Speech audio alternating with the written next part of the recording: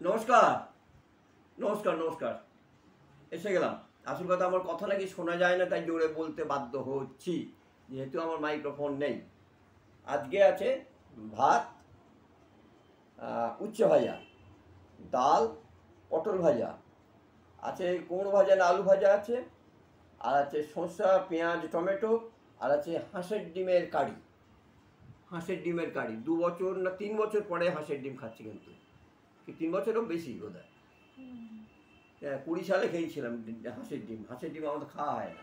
হ্যাঁ, তাই তো অনেকদিন খাওয়া হয় না বলে নিয়ে এসেছি। আবার একবার বলি, ভাত, উচ্ছে ভাজা, ডাল, পটল ভাজা, কুমড়ো ভাজা আছে, ডিমের কারি, আর এদিকে শসা পেঁয়াজ টমেটো।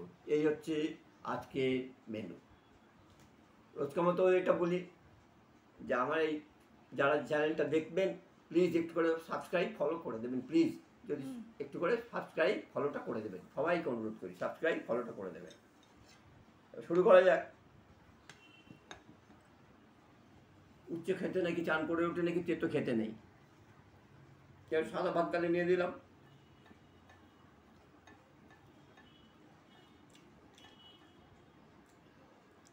আমার এক ভাইপোর সঙ্গে দেখা হয়েছে।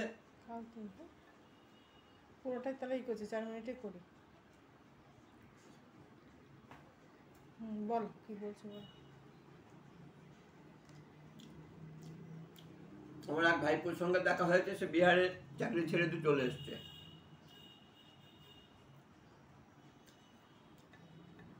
চলে এসছে, আবার যাচ্ছে এমপিতে একটা ইন্টারভিউ দিতে যাচ্ছে, হয়ে যাবো। খুব ভালো ছেলে। ওরা স্বামী স্ত্রী দুজনই খুব খুব এক্সপার্ট। দুজনেই চাকরি ছেড়ে দিয়ে চলে এসছে। রাজস্থান ইন্ডিয়ার একটা চাকরি নিয়েছিল, সেটাও বললো খুব চাপ, ছেড়ে দিয়ে আবার গেছে এমপিতে। এমপিটাও বললো হয়ে যাবে। ও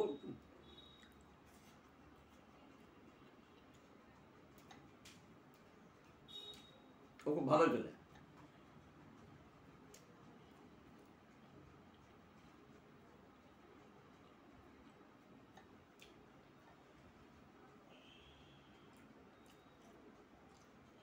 বিহারের স্কুলটা ওরা স্বামী স্ত্রী দুজনে মিলে প্রায় চালাতো।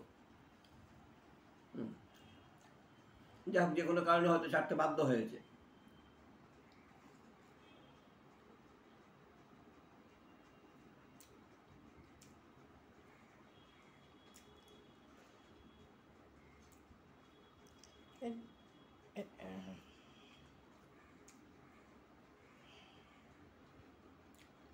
কালকে রথের দিন একটু গুঁড়ি গুঁড়ি বৃষ্টি করেছে, আজকে কোনো বৃষ্টির সম্ভাবনা আছে বলে জানি না।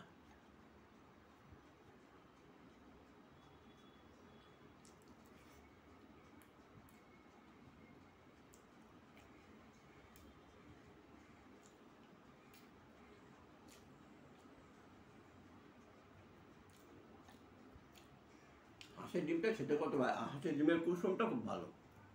যেহেতু আমরা পাড়া গাঁয়ের লোক, মফস্বলের লোক, হাঁসের ডিমটাই খেতাম, পোলট্রির ডিম খেতাম না। আমার গন্ধ লাগে।